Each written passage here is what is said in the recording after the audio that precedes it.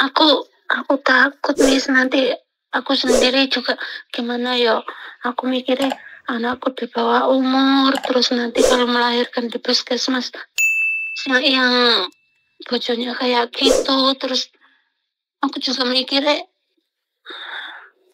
pokoknya bingung gitu loh Miss. Jadi bukan, nggak ada yang salah kamu. yo. Enggak, Saman nggak salah.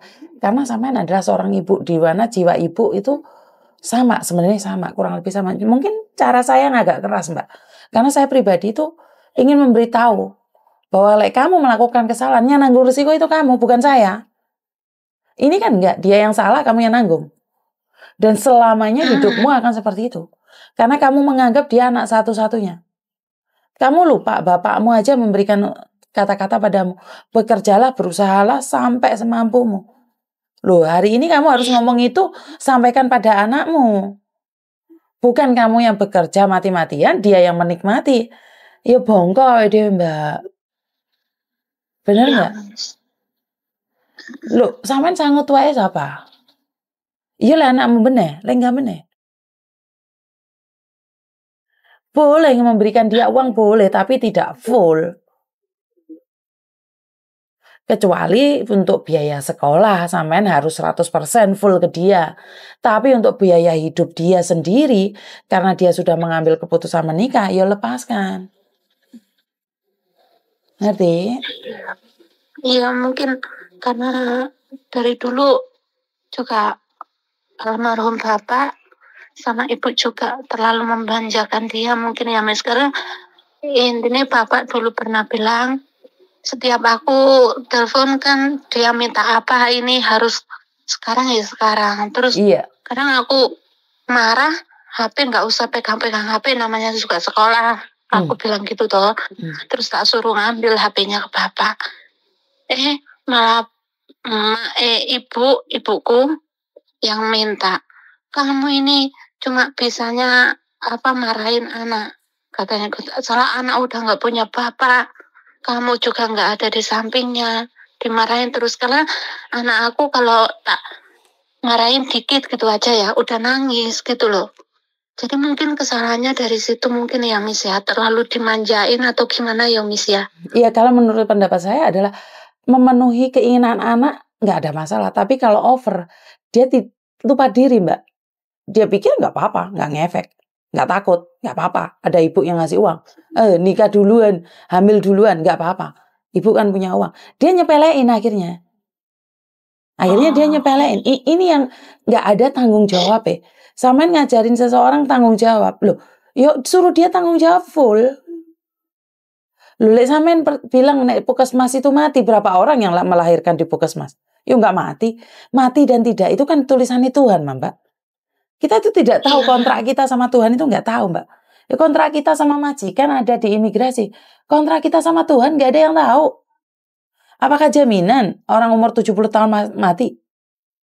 Apakah garansi anak umur 15 tahun tidak mati? Nggak ada Mbak. Paham nggak? Bayi lahir kaya nggak mungkin. Bener nggak? Tapi bayi lahir mati mungkin.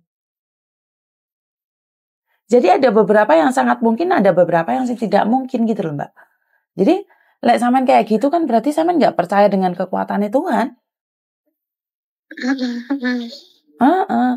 Kurang makanan batine sampean dilebihno yuk.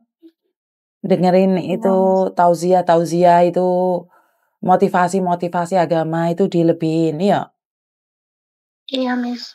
Soalnya sampean kosong sayang, pikirannya wes menyalahkan keadaan, meneh ate bunuh diri kuwi salah.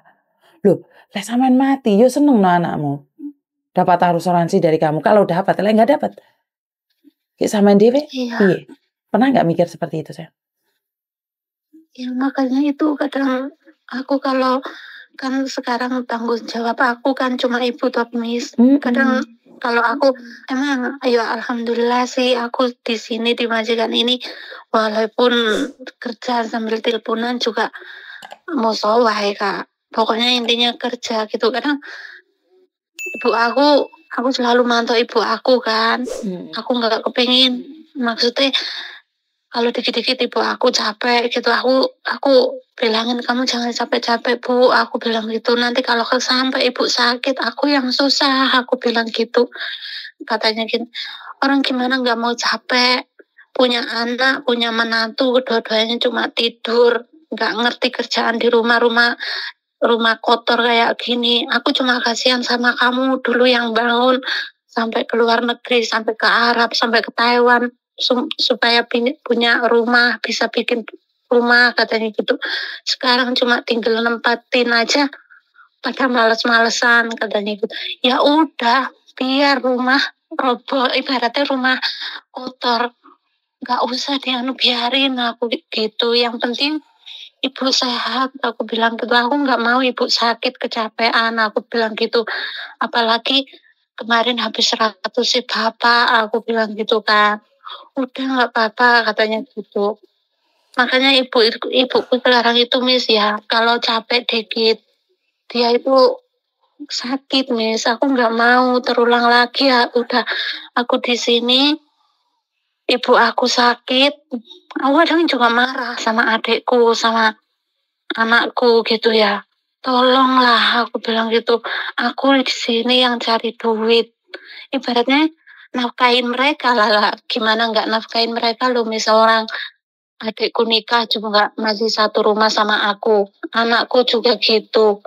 Intinya aku kirim semua juga makan gitu loh.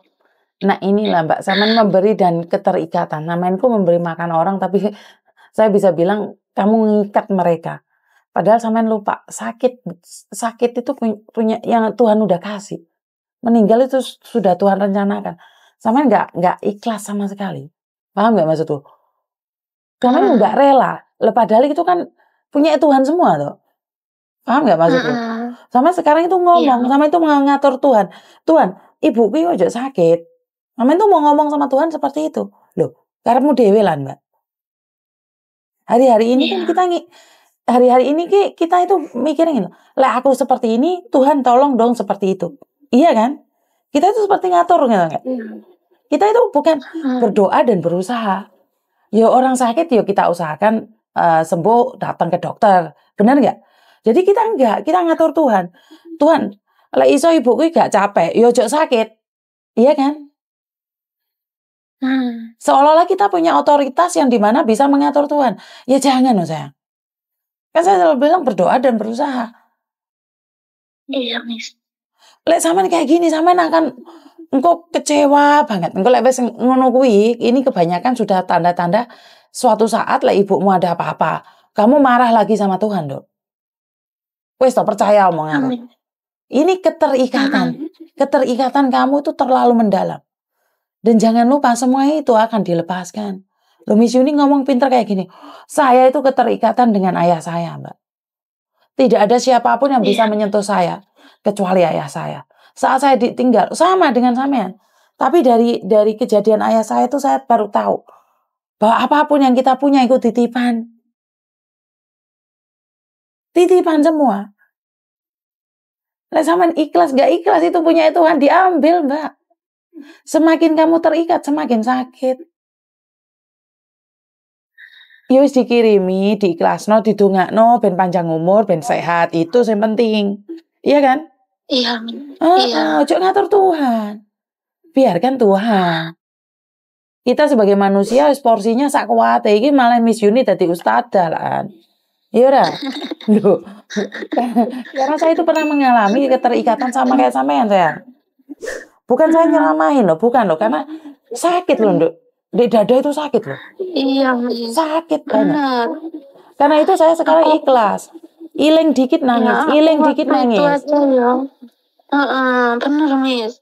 Maka dari itu waktu mau pulang aja gini ya. Ya ampun Pak, aku itu lo besok pulang. Kenapa sama nggak nunggu aku? Aku besok pulang. Kenapa sekarang sama meninggal? Aku kayak nggak terima. Gimana ya? Nggak terima. Bener, sumpah nggak terima, Miss.